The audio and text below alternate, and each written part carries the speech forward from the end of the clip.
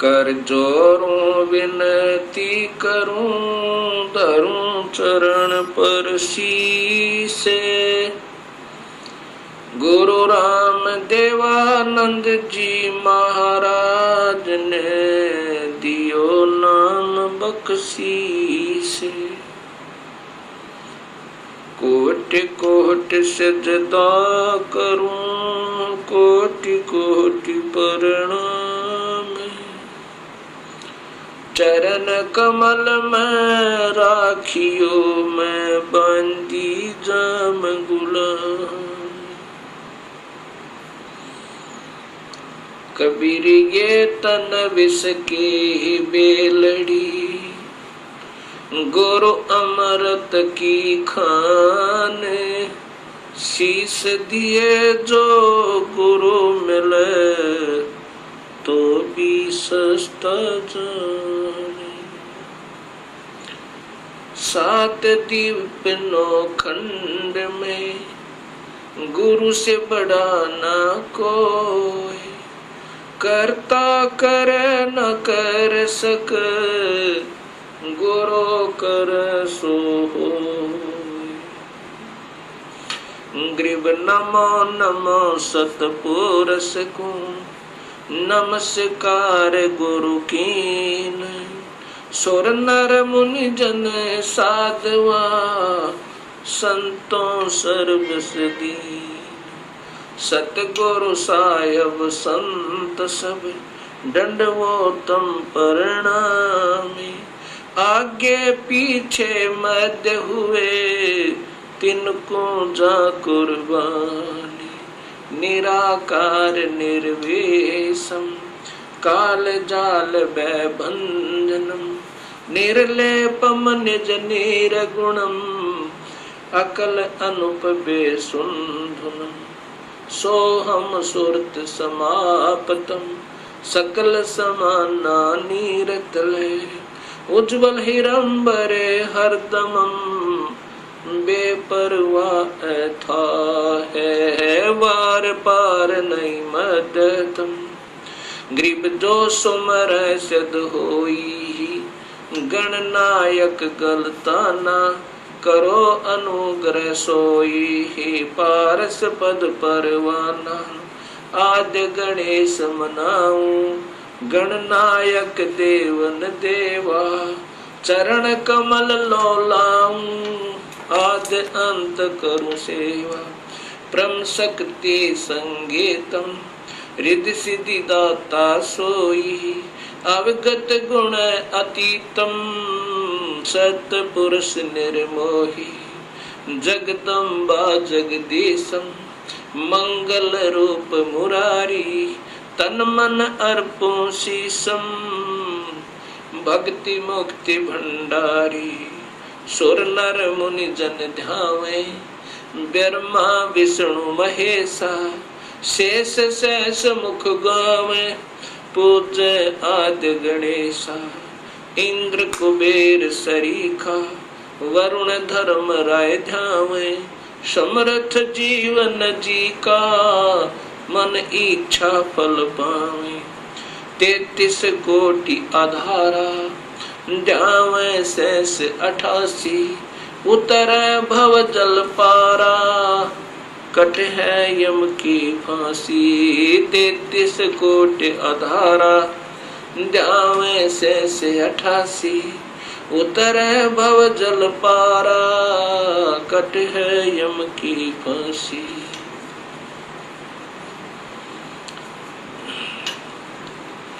कबीर लूट सको तो लूटियो, राम नाम की लूटी। पीछे फिर पछताओगे, प्राण जहांगे छूटे। नहीं भरोसा देही का, विनस जावे छन माही। श्वास उसास में सुमरण करो, और यतन कछु नाही। कबीर श्वास श्वास में नाम जपो, व्यर्थ श्वास मत खो। ना जाने इस श्वास को, आवण हो कि न हो,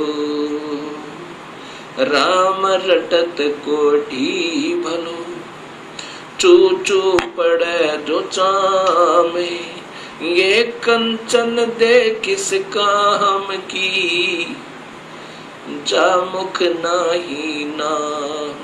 कबीर जिव्या तो वो ये बली, जो रटे हरि नाम, नहीं तो काट बगाइयो, मुख में भलो ना चामे। कबीर राम रटत कन्या भली, साकट भलो न पूते, बकरी के गल में गल थना, जा मैं दूध न मोहते। कबीर राम रटत दारिद्र भलो, टूटी घर की छाने, वो सुंदर महल किस काम के, जहाँ भक्ति नहीं भगवान।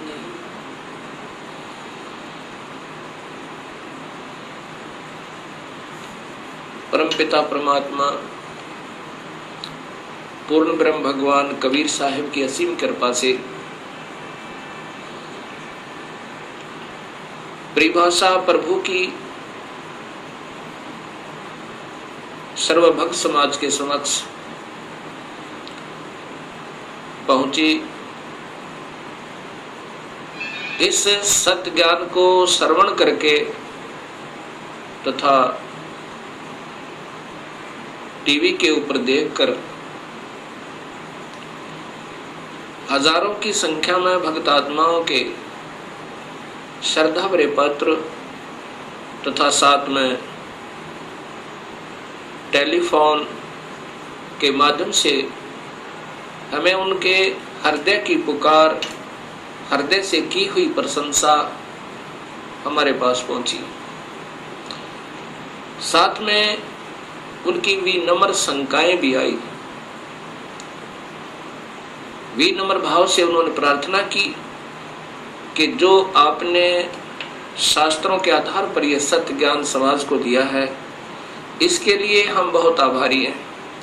ऐसा स्वच्छ, ऐसा सत्य ज्ञान ये अभी तक कहाँ छुपा रहा, इसका कारण क्या रहा? ये हमारा दुर्भाग्य रहा कि अभी तक हमें ये सत्य ज्ञान नहीं पता चला, जबकि सभी शास्त्रों में और ज्यों का तो प्रमाण मिला। अब ऐसे भक्त आत्माओं की अगर शंकाओं का समाधान नहीं हो पाया तो इस शंका रूपी कांटा फिर इस भक्ति रूपी मार्ग में बाधक बन जाता है।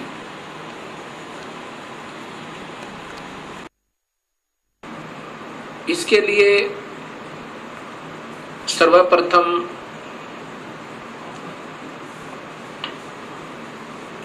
सृष्टि रचना का ज्ञान होना बहुत जरूरी है। जब तक हम सृष्टि रचना को ढंग से नहीं समझ पाएंगे, तब तक हम इस सत्य ज्ञान को नहीं कैच कर सकते, नहीं पकड़ सकते, नहीं समझ सकते।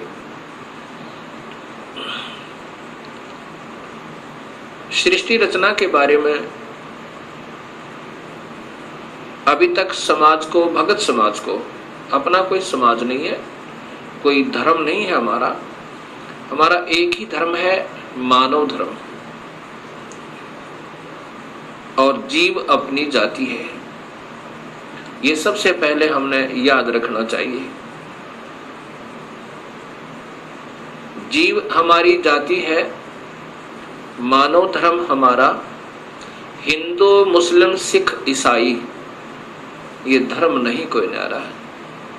हम एक पिता की संतान है, हमारा एक ही बाप है, वो कुल मालिक पूर्ण परमात्मा। और पिछले इतिहास को अगर हम देखें, उसमें ना कोई हिंदू था, ना मुसलमान, ना सिख, ना ईसाई। आज हम कोई हिंदू बना हुआ है, इस मानव शरीर के समाप्त होने पर भक्तिहीन प्राणी अपने संस्कारवश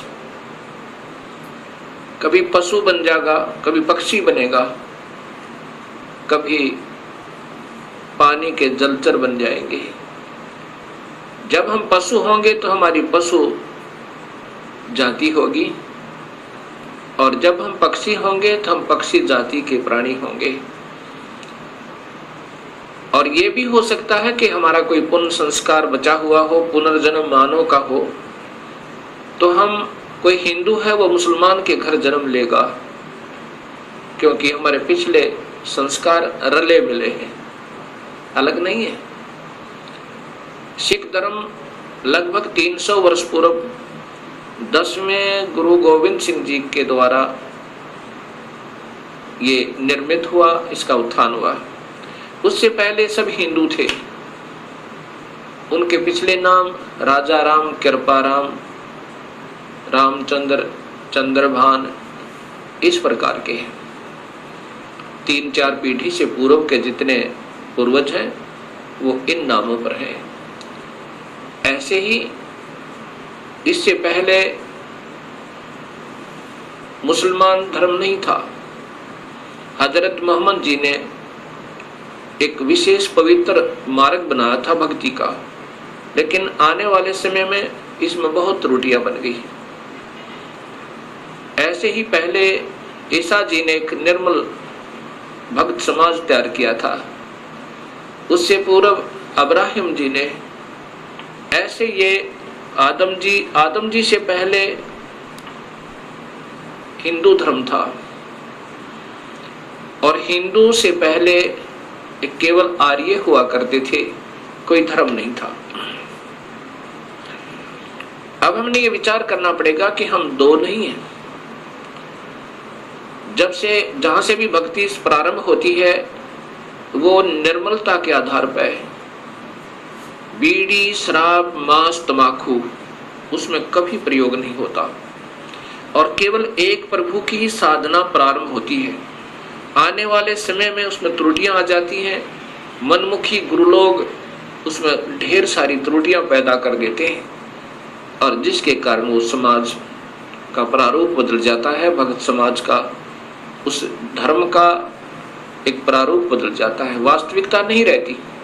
फिर ऐसे ही सदियों उपरांत फिर ये मार्ग प्रारंभ होता है। उसमें प्रारंभकर्ता को कठिनाइयां अवश्य आती हैं। समाज समझता है कि ये निंदक है, सभी को की साधनाओं को गलत बता रहा है। बिल्कुल नहीं,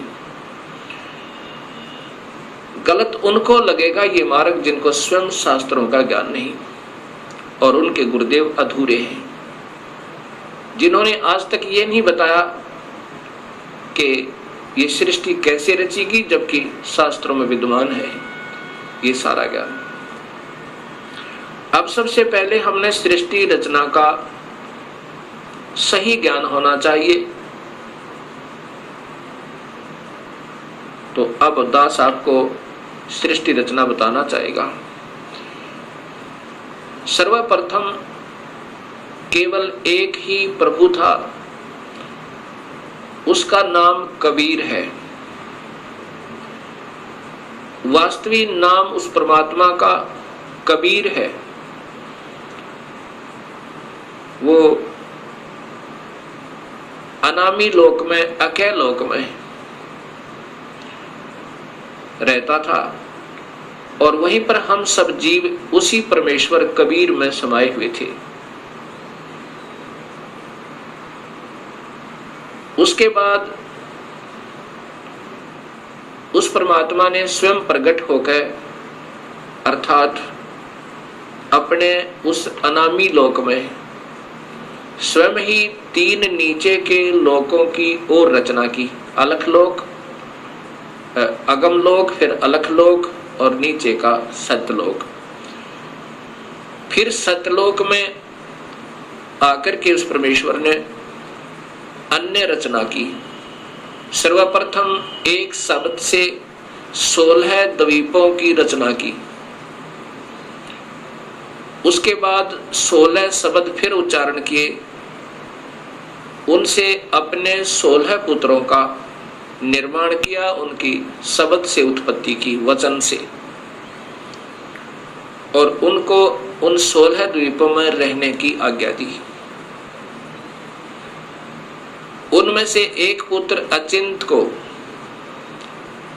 उस सतपुरुष ने, क्योंकि सतलोक में उपमात्मक नाम उसी कबीर परमेश्वर का सतपुरुष, नि अक्षर पुरुष, परम अक्षर पुरुष, शब्द स्वरूपी राम, अकाल मूर्त, पूर्ण ब्रह्म, ये उनके उपमात्मक नाम है और वास्तविक नाम उस परमेश्वर का कबीर है।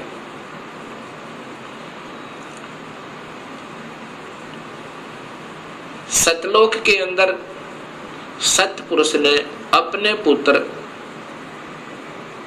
अचिंत से कहा कि आप यहाँ की अन्य सृष्टि रचना को करो मेरी शक्ति तक।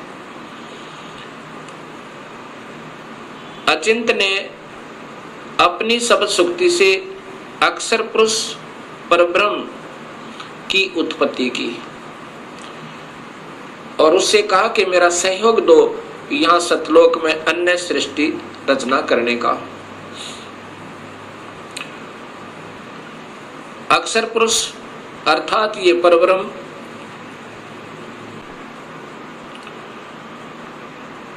एक सतलोक में बने हुए मान सरोवर में, उसके अंदर अमृत जल है। सतलोक के अंदर जल अमृत है। उस अमृत सरोवर में प्रवेश कर गए और वहां आनंद से विश्राम करने लगे। अक्षर पुरुष को निद्रा आ गई। सतलोक के अंदर श्वासों से शरीर नहीं है। काफी समय तक सोते रहे।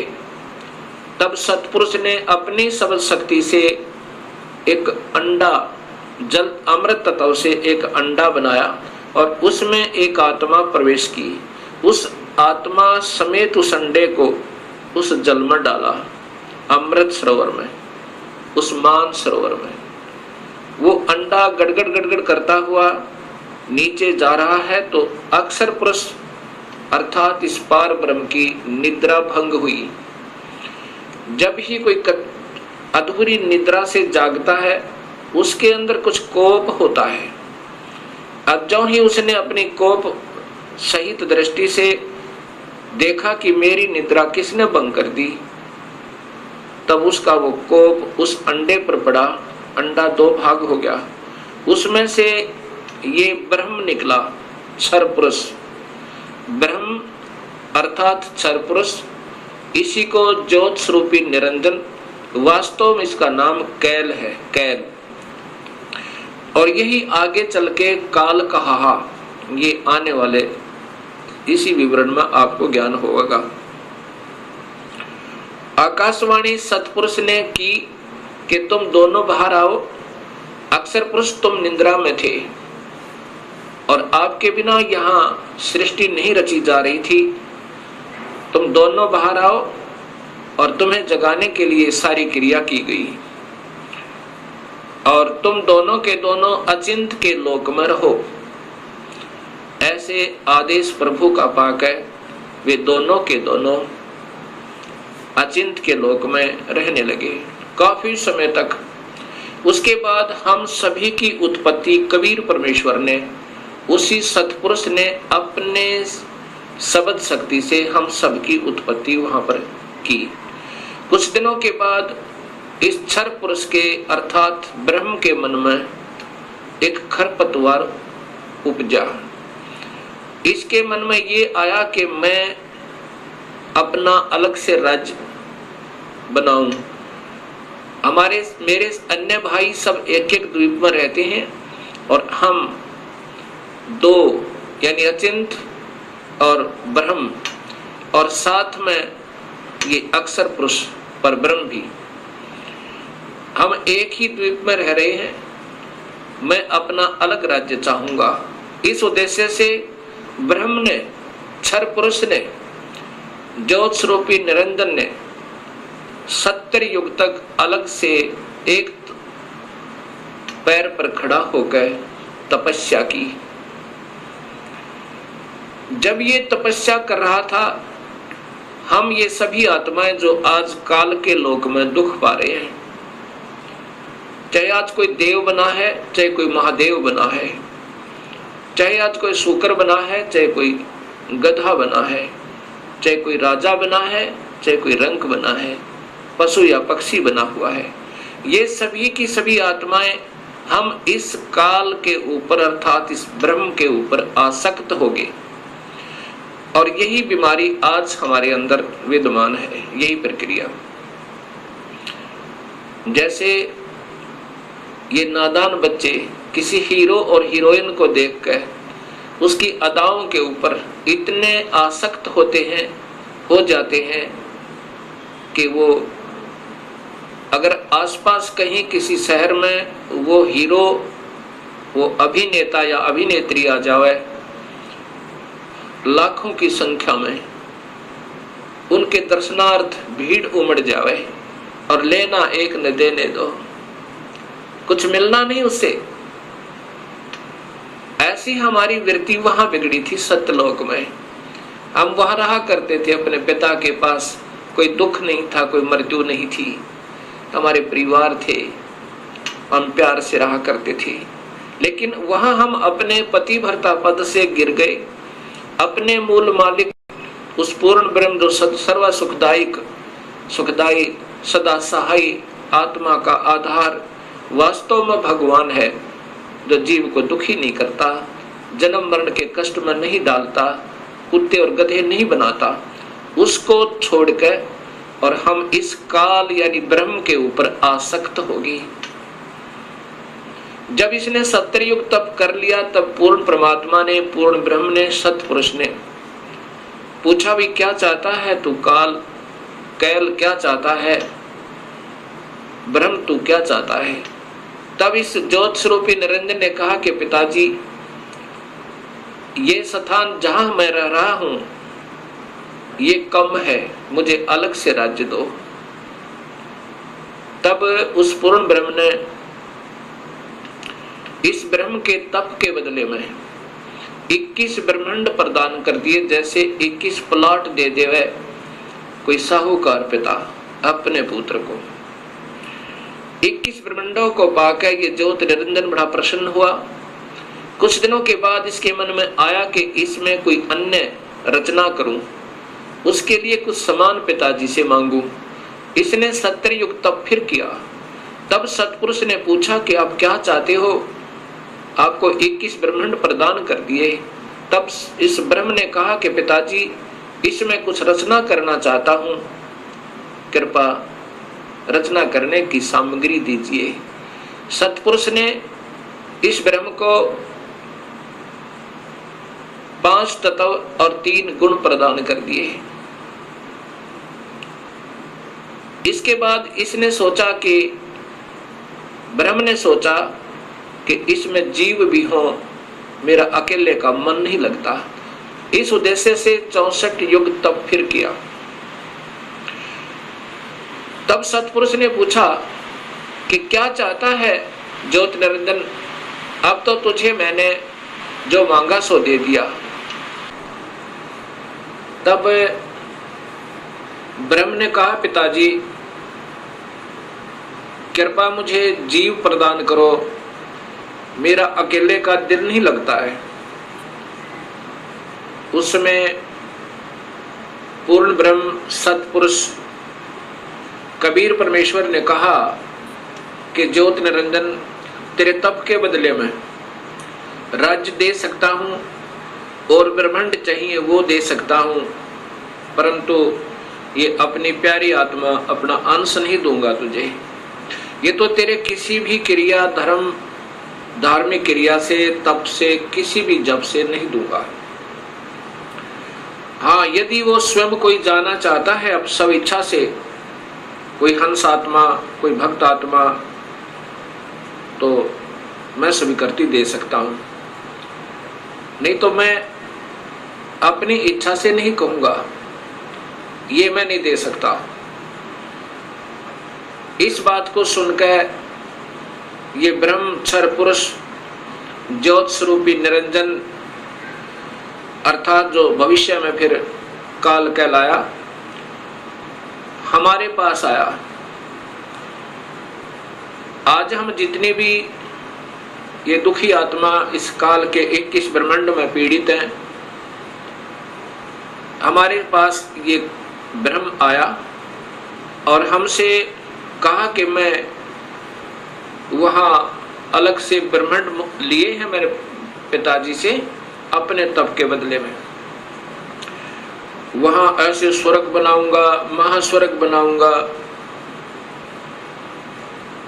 और ऐसे दूधों की नदी बहाऊंगा, झरने बनाऊंगा। क्या आप मेरे साथ चलना चाहते हो? तब हम सभी ने जो यहाँ काल के 21 ब्रह्मांडों में पीड़ित है, कहा कि यदि पिताजी हमें आज्ञा दें तो हम चलने को तैयार हैं। इस बात को सुनकर ज्योत स्वरूपी निरंजन कबीर परमात्मा के पास आया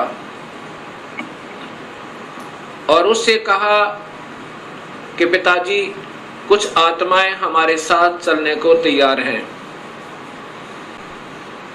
सतपुरुष से कहा इस काल ने, ब्रह्म ने, कि पिताजी कुछ आत्माएं मेरे साथ चलने को तैयार हैं। उन्होंने सहमति दी है। तब पूर्ण परमात्मा सतपुरुष अर्थात कबीर देव ने, कबीर साहिब ने कहा कि यदि वो मेरे सामने स्वीकृति देंगी, जितनी भी आत्माएं हैं जो तेरे साथ जाना चाहते हैं, तो मैं उनको आज्ञा दे दूंगा। ऐसा कहकर के सतपुरुष हम सभी आत्माओं के पास आया जो आज काल के लोक में कैद में बंद हैं। सतपुरुष ने, उस अकाल मूर्त ने, शब्द स्वरूपी राम ने हमसे पूछा कि जो आत्मा इस ब्रह्म के साथ जाना चाहती हैं वो अपनी सहमति व्यक्त करें। उस समय हम सभी घबरा गए और नहीं हिम्मत पड़ी अपने पिता के सामने स्वीकृति देने की। उस समय एक आत्मा ने सर्वप्रथम हिम्मत किया, डेयर किया और कहा कि पिताजी, मैं इस ब्रह्म के साथ जाना चाहता हूं। उसकी देखा देखी फिर हम सभी ने स्वीकृति दे दी।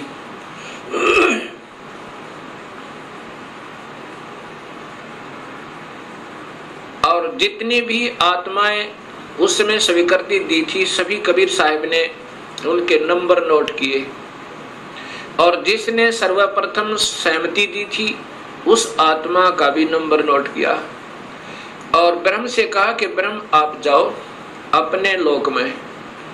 अब इन सभी आत्माओं को मैं विधिवत तेरे लोक में भेजूंगा।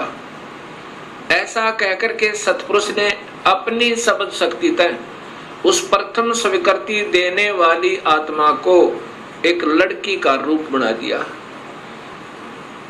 और उसको उसके अंदर एक शब्द शक्ति दे दी और हम सभी जीवात्माओं को उसे प्रकृति देवी भी कहते हैं, अष्टंगी भी कहते हैं और वही महामाया भी कहलाई। यहाँ 21 ब्रह्मांड की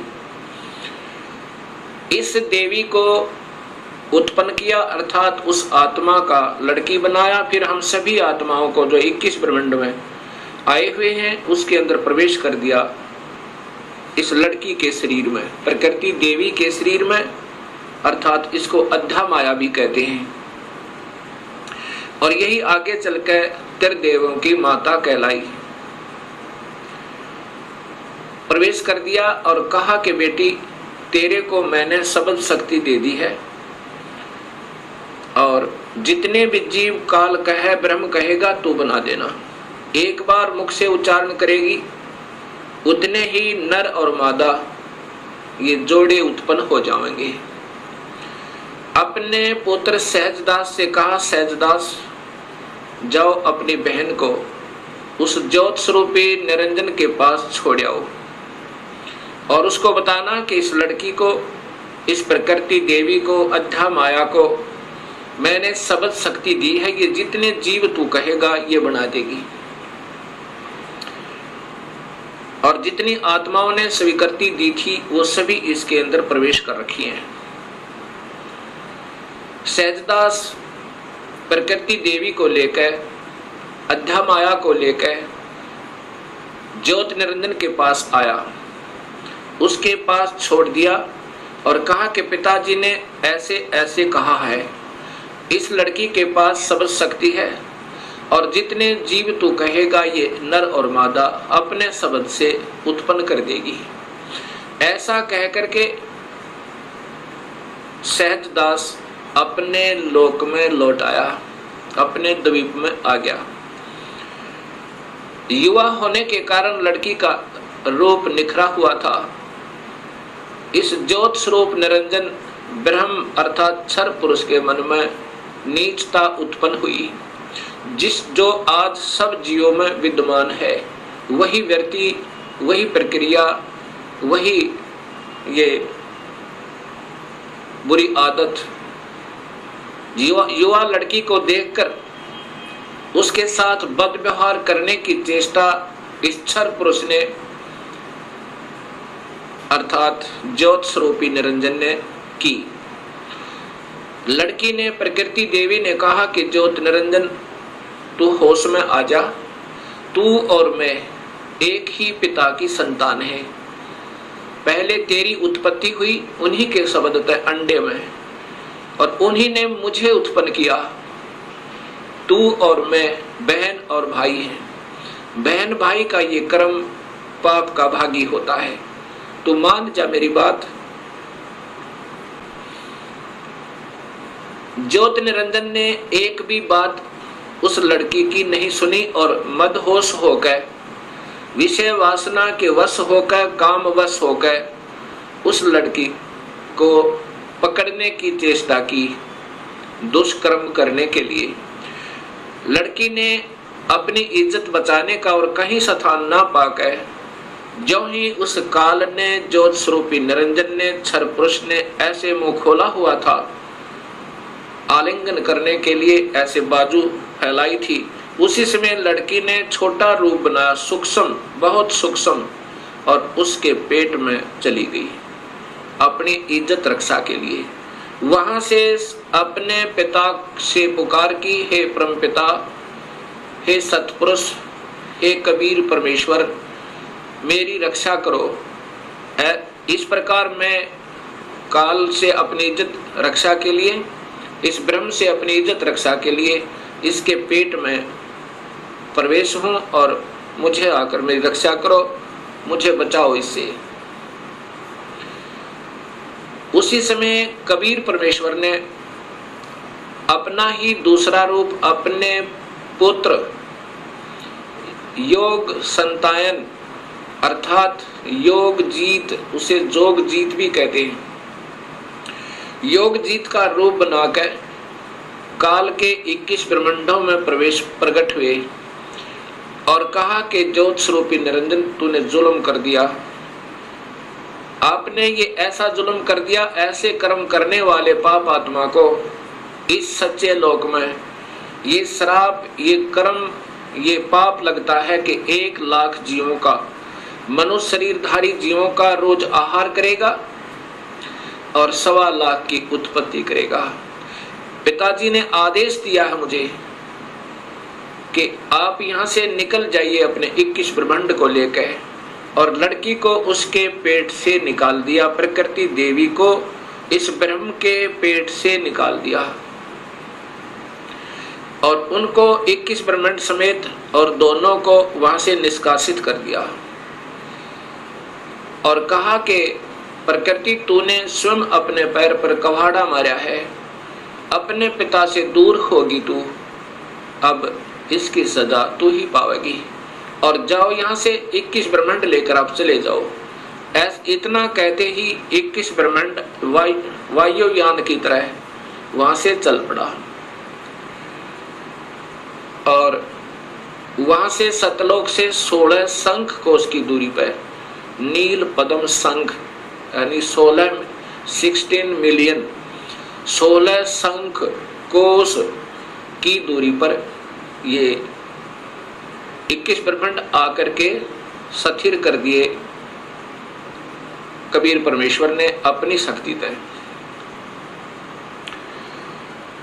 अब इस ज्योत स्वरूपी निरंजन के मन में फिर यही नीचता फिर उठी और कहा कि अब मेरा कौन क्या बिगाड़ सकता है, अब मैं मनमाना करूंगा। उस लड़की ने, प्रकृति देवी ने फिर प्रार्थना की कि ज्योत निरंजन अब भी तू मान जा। पहले तो आप और मैं एक ही पिता की संतान हैं, और दूसरे मैं तेरे पेट से होकर आई हूं। ये कर्म, अब मैं तेरी बेटी बन गई। प्रथम तो बहन और भाई का ये पाप कर्म महापाप का कारण है, और दूसरे मैं तेरी बेटी हुई, आपके पेट तक होकर आई, और बाप बेटी का ये जुल्म अच्छा नहीं। मान जा मेरी बात, मेरे पास सब शक्ति है पिताजी की दी हुई, और जितने जीव तू कहेगा मैं बना दूंगी। लेकिन इस ज्योत स्वरूपी निरंजन ने एक भी बात नहीं सुनी उस प्रकृति देवी की, दुर्गा की। जबरदस्ती शादी की, और एक ब्रह्मांड में एक ऐसा स्थान बना रखा है इस काल भगवान ने, ब्रह्म भगवान ने। वहां पर ब्रह्मलोक कहते हैं उसको। उस ब्रह्मलोक के अंदर इसने 3 स्थान बना रखे हैं, एक रजोगुण प्रधान, एक सतोगुण प्रधान और एक तमोगुण प्रधान। जब ये सतोगुण रजोगुण प्रभावित क्षेत्र में इस दुर्गा को अपनी पत्नी के रूप में रखता हुआ वहां रहता है, उस समय जो पुत्र की उत्पत्ति होती है उसका नाम ब्रह्मा रख देता है, उसको रजोगुण बना देता है। उसके बाद ये दोनों उस स्थान पर आ जाते हैं जो सतोगुण प्रभावित होता है। वहां पर जो पुत्र उत्पन्न होता है उसके अंदर सतोगुण आ जाते हैं, उसके अंदर सतोगुण आ जाते हैं, और उसका नाम ये विष्णु रखते हैं। तीसरे स्थान को तमोगुण प्रभावित बना रखा है, वहां रहकर अब इसी प्रकृति देवी दुर्गा के साथ जो पुत्र उत्पन्न करता है उसका नाम रुद्र शंकर शिव रखता है। ऐसे ही हर ब्रह्मांड के अंदर इस काल भगवान ने, ब्रह्म भगवान ने ये ब्रह्मलोक बनाए हैं, और वहां पर ये ऐसे ही कुछ समय के लिए प्रकृति देवी को अपने साथ रखता है, और उसके बाद वहां से अंतर्ध्यान हो जाता है। अब जब इसने इस लड़की को, प्रकृति देवी को बदनजर से देखा था, और ये लड़की प्रकृति देवी ने इसके पेट में शरण पाई थी, ज्योत निरंजन के पेट में, और फिर सतपुरुष ने अपने पुत्र जोगजीत का रूप बना करके आकर उसको निकाला था। उस दिन से इसका नाम काल पड़ा। कहा था कि आज से तेरा नाम काल होगा, और 1 लाख जीवों का, मनुष्य शरीरधारी प्राणियों का रोज आहार करेगा, और 1.25 लाख की उत्पत्ति किया करेगा। ये वहां पर सतलोक के अंदर ऐसा दुष्कर्म करने वाले को सबतः पाप लग जाता है। अब ज्योत स्वरूपी निरंजन काल ने अपनी पत्नी से कहा कि मैं ऐसे स्थान पर रहूंगा जहां पर कोई नहीं आ सकता, और आज के बाद मैं किसी भी 20 ब्रह्मांड के अंदर किसी भी व्यक्ति को, किसी भी प्राणी को आकार रूप में दर्शन नहीं दूंगा।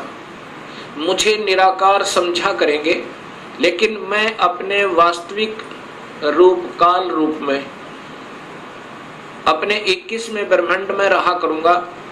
वहां पर कोई नहीं आ सकता, ना ब्रह्मा आ सकता, ना विष्णु आ सकता, ना शिव आ सकता, और ना ही कोई वेदों के अनुसार साधना करने वाले साधक आ सकते। मैं वहां रहा करूंगा। और सर्व कार्य मैं गुप्त रूप से किया करूंगा। तब प्रकृति देवी ने कहा कि निरंजन मैं तेरे वश होगी, अब कुछ भी नाच नचा। इतने बड़े ब्रह्मांडों को, इन 20 ब्रह्मांडों को मैं कैसे चलाऊंगी एक स्त्री की जाति, और तू मुझे छोड़कर जा रहा है, कहता मैं आज के बाद किसी को दर्शन नहीं दूंगा। तब ज्योत स्वरूप निरंजन अर्थात इस काल भगवान ने, ब्रह्म ने कहा कि प्रकृति चिंता ना करे, जो कुछ भी करूंगा वो मैं ही करूंगा, तुम तो निमित्त मात्र होगे, और ये बच्चे ब्रह्मा विष्णु महेश ये भी केवल निमित्त होंगे, इन सब का रिमोट मेरे पास होगा, सब कार्य मैं करवाऊंगा, तू चिंता मत कर। और जब ये बच्चे थोड़े से सियाने हों, इनको अचेत कर देना, जब ये बाल अवस्था से ऊपर उठे इनको अचेत कर देना, और मेरा भेद मत बताना, ये समझ लेना ध्यान से, अगर मेरा भेद तूने इनको बताया तो मेरे से बुरा नहीं होगा, ऐसे उसको डरा धमका दिया।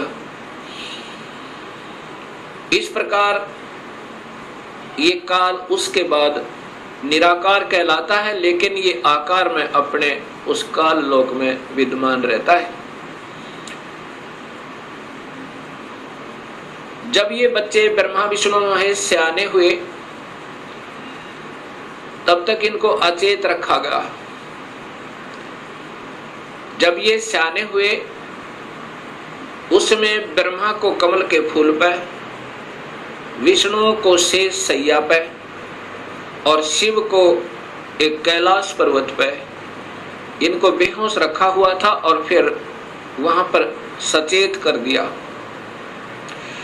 सबसे पहले ब्रह्मा को कमल के फूल पे इसी स्वयं ब्रह्म ने, काल ने अपने ही नाभि से एक कमल प्रकट किया। वो महाविष्णु, महाब्रह्मा, महाशिव रूप में, 3 रूप में ब्रह्मलोक में रहता है, हर ब्रह्मांड के अंदर। उस समय ब्रह्मा को उस कमल के फूल पर रख दिया। ब्रह्मा को ये नहीं मालूम कि मैं कहां से उत्पन्न हुआ, कौन मेरा माँ है, कौन मेरे पिता है। उसके बाद आकाशवाणी हुई कि तुम तप करो। ब्रह्मा ने 1000 वर्ष तक तप किया। फिर आकाशवाणी हुई कि सृष्टि करो। तब ब्रह्मा ने सोचा कि मैं काहे की सृष्टि करूं, सब जगह जल ही जल है, कहीं पृथ्वी दृष्टि गोचर नहीं हो रही है। इतने में मधु और कैटब नाम के 2 राक्षस काल ने प्रेरित करके और ब्रह्मा की ओर भेज दिए। ब्रह्मा डर के मारे उस कमल के फूल को के डंठल को पकड़कर नीचे उतर गया, बहुत स्पीड था। नीचे जब आया तो उसी जल के ऊपर एक शेष सैया पर चतुर्भुज रूप में एक व्यक्ति सो रहा है। उसके हाथों में शंख, चक्र, गदा, पद्म है। जब ब्रह्मा वहां पहुंचा, उसी समय उस वो विष्णु जी थे, जो त्रिलोकीय विष्णु जी थे। उनमें से एक शक्ति निकली, वो आकाश में छा गई। उस समय ये ब्रह्मा विष्णु जी होश में आए। इतने में मधु और कैटब भी पहुंच गए। मधु और कैटब के साथ भगवान विष्णु ने 5000 वर्ष तक युद्ध किया, वो नहीं मरे। फिर उस शक्ति ने जो आकाश में छाई थी, एक लड़की का रूप बनाया, देवी का, और मधु कैटब को मोहित किया, अपनी ओर आकर्षित किया अपनी कलाओं से, अदाओं से। जब मधु और कैटब उस लड़की की तरफ देखने लगे तो विष्णु जी ने पीछे से उनकी गर्दन पकड़कर दोनों को मार डाला। अर्थात 5000 वर्ष तक भगवान विष्णु से 2 राक्षस नहीं मरे। वो भी तब मरे जब उस माता ने सहयोग दिया, उनको अट्रैक्ट कर लिया, आसक्त कर लिया। इससे 2 बातें सिद्ध होती हैं कि ये समर्थ नहीं है। जब 5000 वर्ष तक 2 राक्षस नहीं मर पाए भगवान विष्णु से, तब ब्रह्मा जी और विष्णु 2 थे। इतने में रुद्र अर्थात ये शिव भी वहीं प्रकट हो गया। ब्रह्मा जी देवी भागवत महापुराण में बताता है कि मैं फिर हम 3 हो गए। ब्रह्मा, विष्णु और शिव। तब देवी ने कहा कि तुम तीनों देवता अपने अपने कार्य को ध्यान से सुनो और उस पर संलग्न हो जाओ। ब्रह्मा जीवों की उत्पत्ति करवावे, उनको रजोगुण प्रभावित करके, ये केवल इतने ही ब्रह्मा हैं। और विष्णु फिर इनके आपस में सतिथि बनाए रखे, मोह ममता में फंसाए रखे, ये विष्णु जी की ड्यूटी है। और शिव की ड्यूटी है कि ये संहार करे। तब इन तीनों ने कहा कि हे माई, हे देवी, कहीं पर पृथ्वी नजर नहीं आ रही है और पृथ्वी के बिना प्राणियों की सृष्टि, स्थिति और संहार असंभव है। तब वो देवी मुस्काई और कहा कि तुम, इतने में एक विमान आया और कहा कि तुम तीनों के तीनों इस विमान में बैठो और चिंता मत करना, घबराइयो मत। उस समय ये तीनों के तीनों ब्रह्मा, विष्णु, महेश विमान में प्रवेश कर गए। विमान मन की गति से चला, बहुत तीव्र गति था। कहाँ पहुंचा? ब्रह्मलोक में पहुंचा, जहां पर ये काल भगवान 3 रूपों में रहता है, जहां इनकी उत्पत्ति की जाती है, ब्रह्मा, विष्णु, महेश की। और वहां पर कोई नहीं जा सकता, ना वेद विधि से, किसी साधना तक, ना तप से, ना यज्ञ से, ना हवन से, किसी प्रकार से नहीं जा सकता, ना किसी जप से। वहां पर तो ये अपनी कृपा से ही ले जा सकता है, ये काल भगवान सोचल सिद्ध करके। वहां जाकर के इन्होंने क्या देखा?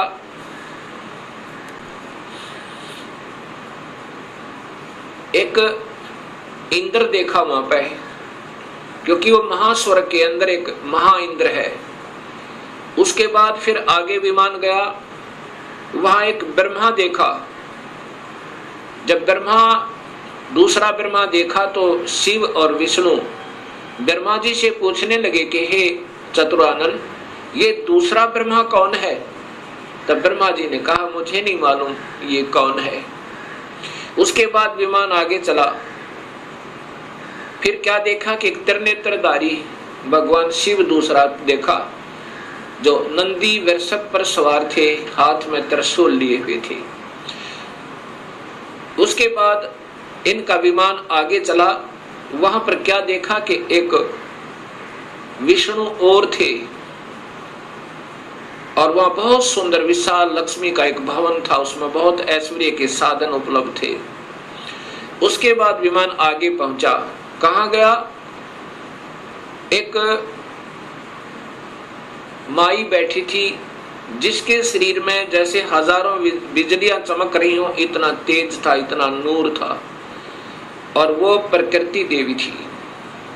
ये ब्रह्मा, विष्णु, महेश की माँ थी, माँ है जो इन्होंने देखी। विमान वहां रुका। देवी एक विशाल भवन के अंदर विराजमान थी।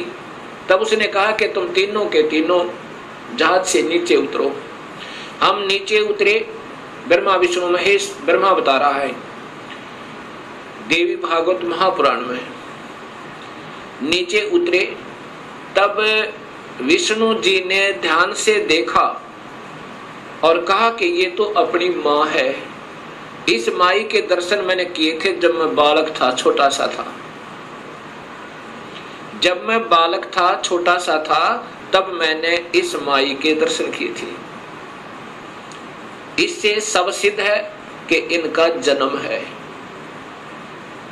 और ये तीनों की मां है। तब ब्रह्मा, विष्णु और शिव ने तीनों ने स्वीकार कर लिया कि ये ही अपनी जननी है।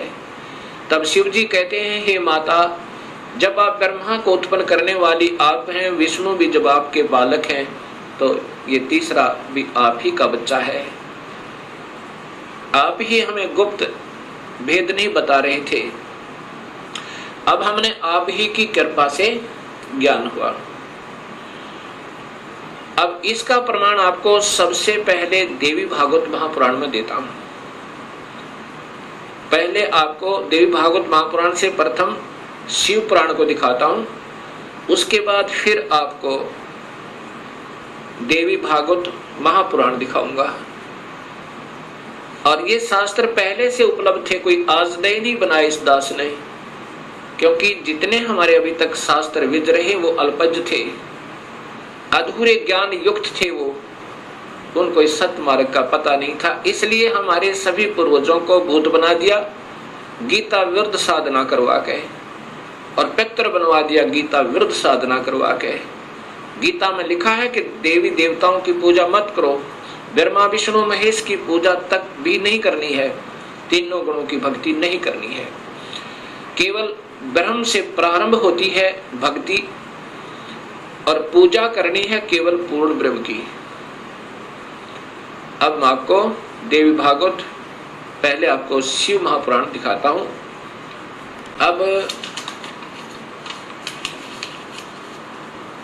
अब देखिएगा भक्तात्माओं, ये देवी भागवत महापुराण, शिव महापुराण, ये शिव महापुराण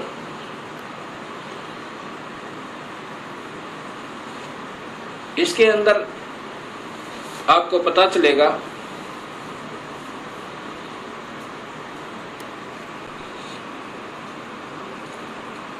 श्री शिव महापुराण भाषा सटीक सहितम, ये संस्कृत युक्त है, इसमें संस्कृत भी साथ है।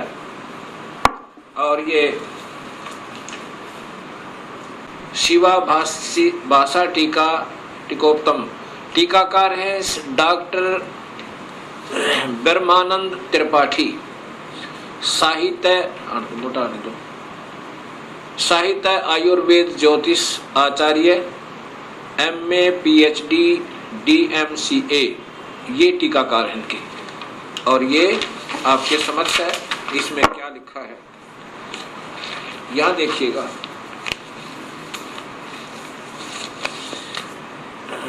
यहां से पढ़िएगा, ये संस्कृत है और ये हिंदी आपको दिखाना चाहूंगा। प्रलय काल में, इधर से रो पीछे लो,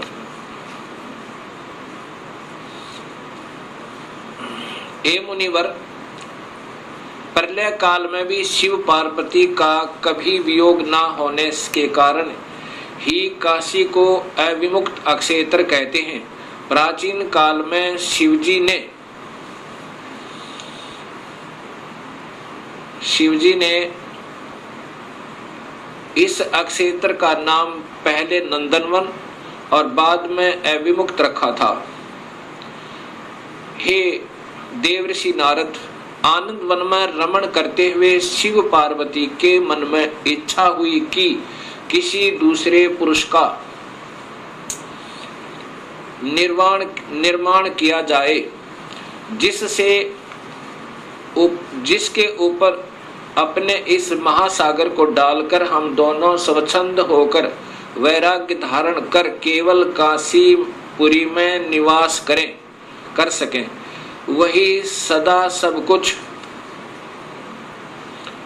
करे, वही रक्षा करे, वही अंत में वही रक्षा करे और अंत में मेरे अनुग्रह से वही सृष्टि का संवरण भी करे।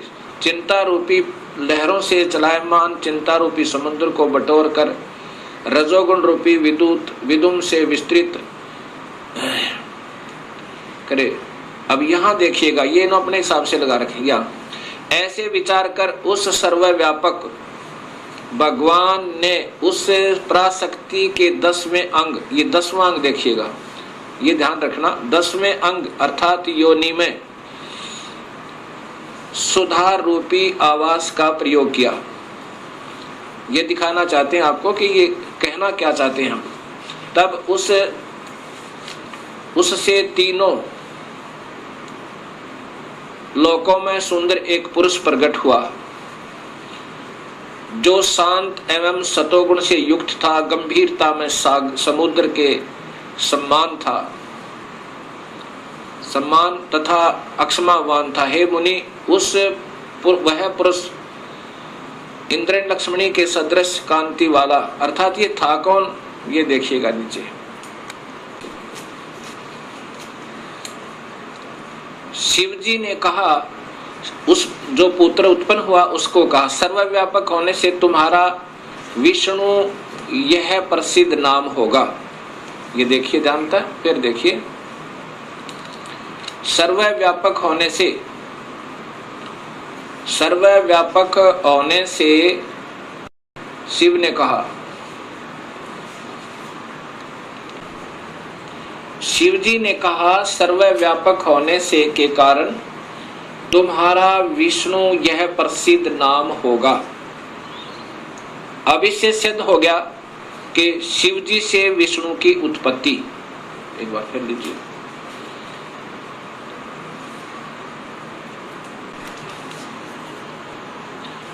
अभी आपने ये शिव महापुराण में छठे अध्याय को देखा, छठे अध्याय में कि भगवान शिव से और पार्वती के संयोगता है।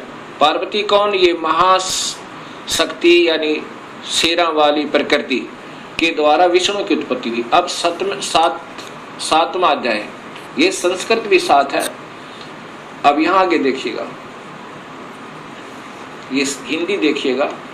ब्रह्मा जी ने कहा कि विष्णु भगवान के शयन करने के बाद उनकी नाभि से एकाएक बहुत बड़ा कमल पुरुष उत्पन्न हुआ, कमल पुष्प। अब ये ब्रह्मा बता रहा है लेकिन तुक्के लगा रहा, क्योंकि ये स्वयं बेहोश था पहले, इसको आप ही नहीं मालूम वो कौन से विष्णु की नाभि से मिला। ये देखिएगा, उत्पन्न हुआ जिसकी नाल टनकार फल फूल के फूल। अब ज्यादा ना देख रही देखिएगा, उस सांब शिव परमेश्वर भगवान शिव ने पहले की भांति जैसे विष्णु की उत्पत्ति की थी दुर्गा और काल के संयोग तय, पहले की भांति अपने दाहिने अंग से मुझे उत्पन्न किया। ब्रह्मा कह रहा कि मेरी उत्पत्ति भी उस काल ब्रह्म से, यानी शिव कह रहे हैं, ये शिव हो महा ब्रह्मा महाविष्णु महाशिव रूप में ये काल ही रहता है, मुझे उत्पन्न किया। ये ब्रह्मा जी ने बताया। कई भक्तात्मा कहते हैं कि जो गीता प्रेस गोरखपुर से प्रकाशित पुस्तकें हैं वही विशेषकर आम भक्त समाज उनको सत्य मानता, एथेंटिक मानता है। अब आपके सामने यही गीता प्रेस गोरखपुर से प्रकाशित ये पुस्तक दिखाते हैं, शिव महापुराण।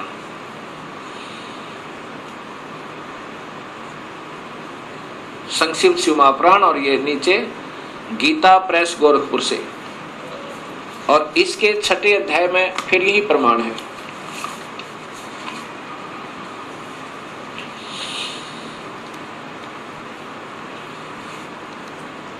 अब इसी शिव महापुराण का ये छठा अध्याय है। ये शिव महापुराण अध्याय नंबर 6, उसके बीच से सुना रहा हूं, आप इसको खरीद कर देख भी सकते हो।